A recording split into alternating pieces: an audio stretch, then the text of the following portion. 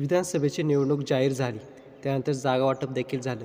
प्रत्येक पक्षाने आपल्या उमेदवारांची यादी देखील जाहीर केली. तसेच उद्धव ठाकरेंनी देखील जी दुसरी यादी जाहीर केली होती, त्यातील उमेदवारांचा एक्झिट पोल समोर आला आहे.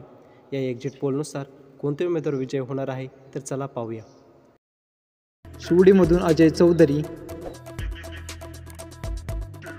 धुळे शहरमधून अनिल गोटे,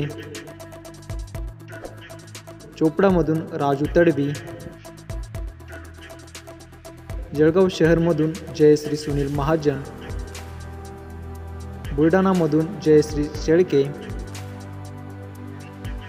दिग्रसमधून पवन श्यामलाल जयस्वाल, हिंगोलीमधून रुपाली राजेश पाटील,